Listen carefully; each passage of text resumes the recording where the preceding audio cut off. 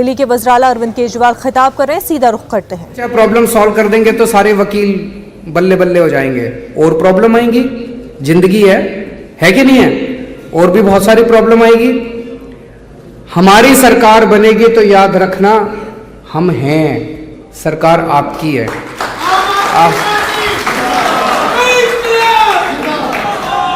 तो आपके लिए लॉयर्स चेंबर भी बनवाएंगे, दिल्ली में भी बड़े शानदार लॉयर्स चेंबर बनवाए हैं अभी हमने। हम आपके लिए मेडिकल इंश्योरेंस भी देंगे, लाइफ इंश्योरेंस भी देंगे, स्टाइपेंड भी देंगे और हाई कोर्ट के बेंच भी बनाएंगे। और भी आपके जो जो मसले हैं सारे मसले हल करेंगे। आपके साथ मिलके सरकार चलाएंगे, आपके साथ मिलके काम करेंगे।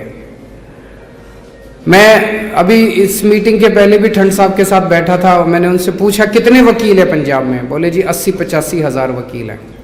तो आज इस मंच के जरिए मैं उन 80-85 हज़ार वकीलों से निवेदन करना चाहता हूं कि सारे के सारे मतलब सारे के सारे, एक भी छूटना नहीं चाहिए, आम आदमी पार्टी ज्वाइन कर लो। यही एक पार्टी है जिसने दिल्ली को संवारा, यही एक पार्टी है जो पंजाब को भविष्य दे सकती है, यही एक पार्टी है जो देश को भी भविष्य दे सकती है। ईमानदार लोग हैं हम, ईमानदारी से काम करेंगे। सब लोग ज्वाइन कर लो। अगले महीना 1.5 महीना चुनाव का रह गया, महीना 1.5 महीना खूब मेहनत करनी है। उसके बाद आज मैं आपको प्रॉमिस करके जाता हूं, आपके छोटे भाई के नाते आपके सारे मसले मैं हल करूंगा। मैं हल करूंगा, मान साहब बैठे हैं, एलओपी साहब बैठे हैं, कुंवर साहब बैठे हैं, हमारी सारी लीडरशिप आपके साथ मिलके काम करेगी। हमारे तो एलओपी साहब भी वकील हैं, कुंवर साहब भी वकील हैं, बहुत वकील हैं, जोरा सिंह साहब भी हमारे जज साहब हैं। अभी थोड़े दिन पहले जोरा सिंह साहब मेरे घर आए थे। पंजाब के चुनाव नजदीक है, ऐसे में अरविंद केजरीवाल पूरे जोश में नजर आ रहे हैं। पंजाब में अरविंद केजरीवाल खिताब कर रहे थे। आगे बढ़ते हैं, आपको बता दें कि अब तक ये महसूस हो रहा था कि कोरोना वबा से शायद अब निजात मिल जाएगी, कोरोना की वबा जो है वो अब ख़त्म हो रही है, लेकिन ओमाइक्रॉन के मंजर-ए-आम पर आने के बाद ये तस्वीर बदल जाती है। कोरोना के नए वेरिएंट ओमाइक्रॉन की आमद से लड़ाई नए मरहले में दाखिल हो रही है। डेल्टा का खतरा अभी खत्म नहीं हुआ है और अब ओमाइक्रॉन की आमद से मुमकिन तीसरी लहर का खदशा जाहिर किया जा रहा है। रात के कर्फ्यू और बंदिशों की वापसी हो रही है। मरकज ने रियासतों को कोरोना के फैलाव को रोकने के लिए इक़दाम करने की हिदायत दी है। इसकी नजर ओमाइक्रॉन के बढ़ते मामलों और टीकाकारी की सुस्त रफ्तारी पर है। इसी के पेश नजर मरकजी हुकूमत 10 रियासतों में मल्टी डिसिप्लिनरी टीमें भेज रही है। मरकज जिन रियासतों में अपनी टीमें भेजेगी उनमें महाराष्ट्र, केरल, तमिलनाडु, कर्नाटक, मगरबी बंगाल, कर्नाटक, उत्तर प्रदेश, पंजाब और झारखंड के नाम शामिल हैं। हमारे नुमाइंदे सुशील पांडे इस वक्त हमारे साथ जुड़ चुके हैं। सुशील, ओमाइक्रॉन के केसेस जहां बढ़ रहे हैं वहां मरकज सेंटर की नजर भी जो है इस पूरे सूरत हाल पर है।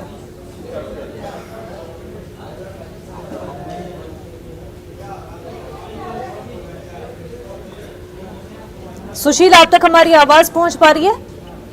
जी बिल्कुल, देखिए बिल्कुल एक बार अपना सवाल दोहराएं। बिल्कुल सुशील, आपसे जानना चाह रहे हैं, जहां एक तरफ ओमाइक्रॉन के जो केसेस है वो बढ़ रहे हैं, वहीं सेंटर भी पूरी संजीदगी के साथ इस पूरे मामले का नोटिस ले रही है।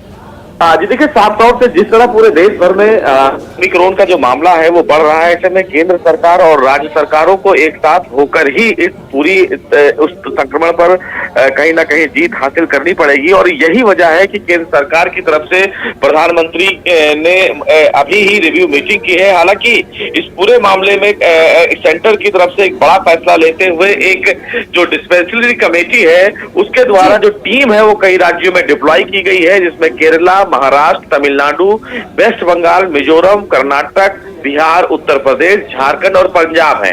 इन तमाम राज्यों में ओमिक्रॉन का जो संक्रमण है मुनज़्ज़ा वो बहुत ज्यादा देखा गया है, जिसकी वजह से केंद्र सरकार की तरफ से जो टीमें हैं वो वहां पर निगरानी के लिए भेजी गई है। ये तमाम जो टीमें हैं राज्यों में जाकर ये देखेंगी कि राज्य सरकार की तरफ से किस प्रकार की तैयारियां की गई हैं और अगर किसी भी तरीके से कोई कमी है तो केंद्र सरकार से उन राज्यों को किस प्रकार से मदद मुहैया कराई जाएगी और केंद्र सरकार के द्वारा क्या मदद उन राज्यों को किया जाएगा, उसको लेकर ये कमेटी वहां पर स्टडी करेगी। सबसे महत्वपूर्ण बात है कि जो ओमिक्रॉन का संक्रमण है वो तेजी से पूरे देश भर में फैल रहा है, जो एक बेहद चिंता का विषय है।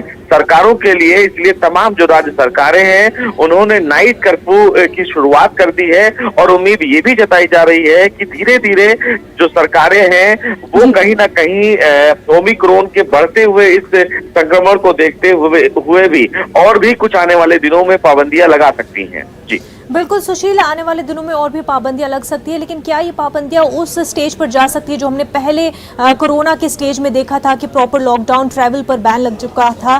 क्या वैसे सूरत हाल आगे आ सकते हैं? जी देखिए, जिस तरह संक्रमण बढ़ रहा है ऐसे में निश्चित रूप से कहीं ना कहीं तमाम जो स्वास्थ्य विभाग है यानी कि स्वास्थ्य मंत्रालय है, राज्य सरकार की जो स्वास्थ्य एजेंसियां हैं उनकी नजर इन तमाम प्रकार के प्रतिबंधों पर होगा। लेकिन जी तमाम जो कोविड प्रोटोकॉल है उनका पालन करने के लिए राज्य सरकारें कहीं ना कहीं एहतियात बरतने के लिए तमाम लोगों को कहती थी। उसके लिए उन्होंने कई कानून भी लगाया कि पब्लिक प्लेस पर अगर मास्क लगाते हुए आप नहीं मिलेंगे तो जुर्माना होगा। तो हो सकता है कि आने वाले दिनों में सरकारें इस पर कहीं ना कहीं आगे बढ़े, क्योंकि बहुत ढिलाई बीच में दी गई थी। उसके बाद राज्य सरकारें अब हो सकता है सख्ती बरते ताकि लोग मास्क लगाएं, सोशल डिस्टेंसिंग का पालन करें। ऐसे ही कई राज्य हैं, यानी कि गौतम बुद्ध नगर की बात करें तो वहां पर धारा 144 लगा दिया गया है। तो ये तमाम जो एहतियात बरते जा रहे हैं राज्य सरकार के द्वारा, बिल्कुल एहतियात बरते जा रहे हैं, गाइडलाइंस जारी की जा रही है। सुशील, बेहद शुक्रिया तमाम तफसीलात के लिए। लुधियाना कोर्ट धमाका केस के मुलजिम की शिनाख्त हो गई है। पंजाब के डीजीपी का कहना है कि महलूक साबिक पुलिस एहलकार था और उसका नाम गगनदीप सिंह है। वो धमाका खेज मादा मुंतकिल कर रहा था। प्रेस कॉन्फ्रेंस में पंजाब के डीजीपी ने बताया कि गगनदीप को 2019 में मुलाजमत से बरतरफ कर दिया गया था। वो मंशियात के धंधे के इल्जाम में 2 साल जेल भी काट चुका है।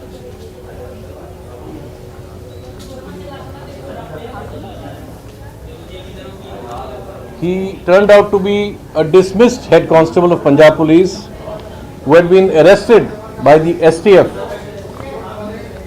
for carrying narcotic drugs. The case which had been registered in this regard way back in 2019, this was FIR number 75 dated 11th of August 2019 under the NDPS Act. The STF under the leadership of Mr. Harpreet Sidhu, additional DG, arrested him, Gagandeep Singh. उस वेले ये थाना सदर का मुंशी होंदा सी। 385 gram heroin ਇਹਦੇ ਕੋਲੋਂ ਮਿਲਿਆ। ਇਹਦੇ ਨਾਲ ਸਾਥੀ ਸੀ ਇਹਦੇ ਅਮਨਦੀਪ ਐਂਡ ਵਿਕਾਸ ਜਿਨ੍ਹਾਂ ਕੋਲੋਂ 400 ਗ੍ਰਾਮ ਹੈਰੋਇਨ ਹੋਰ ਮਿਲਿਆ ਸੀ। 2 ਸਾਲ ਜੇਲ੍ਹ ਤੇ ਰਹਿਣ ਤੋਂ ਬਾਅਦ ਗਗਨਦੀਪ ਨੂੰ ਬੇਲ ਹੋਇਆ। ਇਹਦੇ ट्रायल चल रहे सी। he transitioned from just narcotics to mafia to drugs. Now this is a very dangerous combination ਜਿਹੜਾ ਸਾਹਮਣੇ ਸਾਡੇ ਆਇਆ। This is going to be a very major challenge for us, but however ਇਹਦੇ ਨਾਲ ਜਿਹੜੇ ਬੰਦੇ ਸੀ we have tracked out for reasons of the expediency ਕਿ ਸਾਡੀ ਇਨਵੈਸਟੀਗੇਸ਼ਨ ਗਾਂ ਨਿਕਲਿਆ। ਮੈਂ ਜ਼ਿਆਦਾ ਕੁਝ ਨਹੀਂ ਦੱਸ ਸਕਦਾ, ਬਟ ਇਹਨਾਂ ਦੇ ਲਿੰਕਸ ਜੇਲ੍ਹ ਦੇ ਵਿੱਚ ਪੰਜਾਬ 'ਚ and from abroad with Khalistani elements, which with terror outfits, with mafia outfits, as well as narcotic smugglers, ये उभर के आया सामने। जिवें जिवें डिटेल्स आएंगे we will be providing them to you. Shopian के जिला चौगाम में एनकाउंटर हुआ। सिक्योरिटी फोर्सेस और मिलिटेंटों के बीच तसादुम हुआ जिसमें 2 मिलिटेंट हलाक हुए।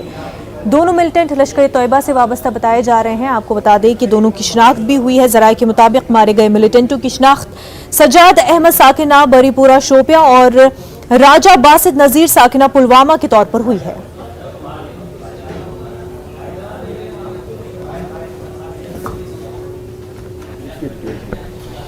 कल इवनिंग में शोपियन पुलिस को इत्तला मिली था कि शोपियन में जो मोहल्ला चौगांव उसमें लश्कर तोयबा का 2 टेररिस्ट छिपा हुआ है।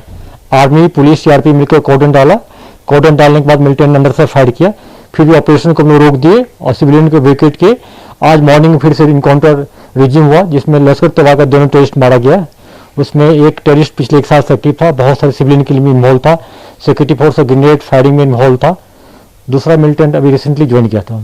तो आर्मी में भी हाँ, आरबडी में कल हुआ था नतादिष्ट में, जिसमें एचएम का एक कमांडर मारा गया, वो पिछले 1.5 साल से एक्टिव था। ऐसा अभी शूटिंग के एरिया को खोला गया है या अभी बिल्कुल, अभी एरिया को सैनिटाइज करते हैं। हो सकता है कि कोई लाइव ग्रेनेड वगैरह एम्यूनिशन हो जिससे किसी को हाथ में पहुंचे, तो उसको एरिया को सैनिटाइज करके हम छोड़ देंगे। वक्त हो गया एक छोटे से ब्रेक का, जल्द होंगे हाजिर।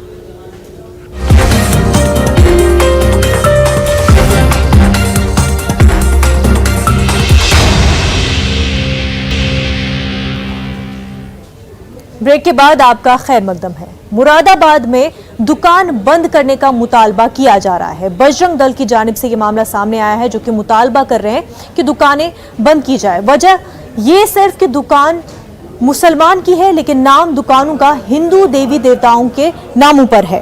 आपको बता दें, मुरादाबाद मझोला थाने के तहत एक जूस कॉर्नर को बंद कराने के मामले में पुलिस ने बजरंग दल कारकुन को हिरासत में ले लिया है। बजरंग दल कारकुनों का दावा है कि जूस कॉर्नर के मालिक को दुकान का नाम बदलने को कहा गया था। बात न मानने पर बजरंग दल कारकुनों ने नारेबाजी और हंगामा किया। मामले में पुलिस को मुदाखलत करनी पड़ी। जूस कॉर्नर के मालिक मुसलमान है और वो न्यू साई जूस कॉर्नर के नाम से दुकान पिछले 15 वर्षों से चला रहे हैं। बजरंग दल कारकुनों का दावा है कि साई बाबा हिंदुओं के भगवान है, लिहाजा मुस्लिम दुकान मालिक को दुकान का नाम तब्दील करना चाहिए। उन्होंने इस तरह की सभी दुकानों को बंद करने की धमकी दी जिनके नाम हिंदू देवी देवताओं के नाम पर रखे गए हैं। इस मामले में पुलिस ने मकामी बजरंग दल लीडर नवनीत शर्मा और उसके साथियों के खिलाफ मुकदमा दर्ज कर लिया है। उनके खिलाफ बुलवाकर और डराने धमकाने का मामला दर्ज कर लिया गया है। ख्याल रहे कि इसी तरह का मामला गुज़िश्ता दिनों गाजियाबाद में भी सामने आया था, जहां एक चिकन सेंटर को बीजेपी रुकन असेंबली नंदकिशोर गुज्जर बंद कराने पहुंचे थे। उन्होंने दुकानदार को दुकान बंद कर चले जाने को कहा था और वार्निंग दी थी कि संगीन नताइज का सामना करना पड़ेगा। नंदकिशोर का इल्जाम था कि दुकान गैर कानूनी तौर पर चलाई जा रही है।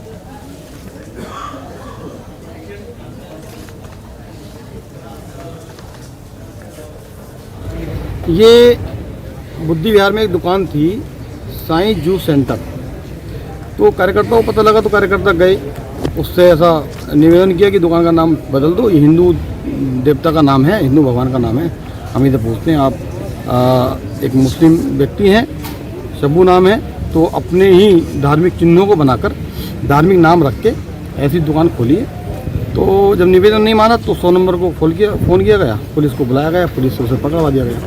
फिर थाने में हम भी पहुँचे तो थाने में जो है मुकदमा लिखवाया गया। फिर कुछ अधिकारी एडीएम सिटी, एसपी सिटी और एएसपी साहब आए, बातचीत हुई तो इस बात पे सहमति बनी कि वो अपना नाम, जो दुकान का नाम है, वो चेंज करेगा, बदलेगा। उसको जो है मुस्लिम चिन्ह या मुस्लिम जो अपनी जो है मान्यताएं हैं उनके आधार पर उसका नाम रखा जाएगा। तो इस सहमति से यहाँ जो है आपस में समझौता हो गया। दो पक्षों में कुछ झगड़ा विवाद हुआ था ये बुद्धि विहार में। एक कोई व्यक्ति अपना जूस सेंटर चला रहा था, तो वहाँ लोगों ने जाकर उसके संग कुछ मिस हैंडलिंग की है। उसी पर जो कंप्लेंट मिली है उन पर कार्रवाई की। मतलब सर किस नाम से चला रहे थे जूस सेंटर, जो चला रहे थे? जो भी है, कोई साईं जूस सेंटर था, उसको लेकर। तेलंगाना में वाक़ई रचकुंडा साइबर क्राइम पुलिस ने सरमायाकारी पर भारी नफे का लालच देकर ठग लेने वाली नेपाली बाशिंदों की 3 रुकनी टोली को गिरफ्तार कर लिया है। रचकुंडा पुलिस कमिश्नर महेश भागवत ने बताया कि नेपाली बाशिंदे 24 साला गोपाल, 29 साला सुशील और 24 साला निमतमांग फर्जी लिंक के जरिए भारी नफे का लालच देकर 86 लाख का धोखा दिया है। मुलजमीन क्रिप्टो करेंसी और बिटकॉइंस के जरिए अपने चीनी पार्टनर को फराहम की। पुलिस ने मुलजमीन के कब्जे से 53 मोबाइल फोन्स, 215 सिम कार्ड्स और 1 लाख नकद रकम, एक computer, 8 bank cheque books, 12 ATM card जब्त कर लिए हैं और साथ ही 10 लाख रुपए बैंक अकाउंट के सीज कर दिए गए हैं। असल मुलजिम फरार बताया जा रहा है। सितंबर महीना इस साल में इसको एक उसके व्हाट्सएप पे एक लिंक आई थी इन्वेस्टमेंट के लिए, और वो लिंक फॉलो करते हुए उसने पहले 50,000 रुपये कुछ ऐसा अमाउंट एक किया, तो वो अमाउंट को अच्छे रिटर्न मिले, इसलिए उसने और उसमें इन्वेस्ट करना शुरू कर दिया। और बाद में उसे मालूम हुआ कि ये बड़ा चीटिंग का फ्रॉड है और वो लोगों ने उसे रिप्लाई करना ही बंद कर दिया। तकरीबन 84 लाख रुपीस उसने इसमें इन्वेस्ट किए थे। जैसे हमारे पास में इसका कंप्लेंट आया, इन्वेस्टिगेशन स्टार्ट किया। इन्वेस्टिगेशन के दरमियान हमें मालूम हुआ कि पूरा जो रैकेट है वो सिलीगुड़ी वेस्ट बंगाल से ऑपरेट हो रहा है, बैंक अकाउंट भी वही के है। एक स्पेशल टीम हमने हमारे साइबर क्राइम के एसीपी हरिनाथ साहब के सुपरविजन में एन रामू इंस्पेक्टर और उनकी टीम हमने सिलीगुड़ी को भेजी थी और सिलीगुड़ी से हमें 3 नवंबर को 3 एक्यूज हमने अरेस्ट किए।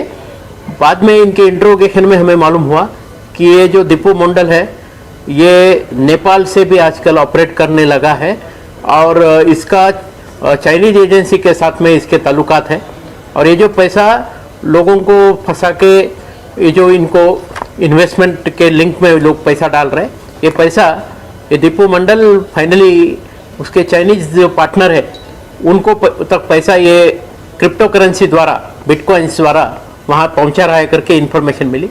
यही रैकेट। न्यूज़ रूम लाइव में फिलहाल इतना ही, हमें दीजिए इजाजत। आदाब।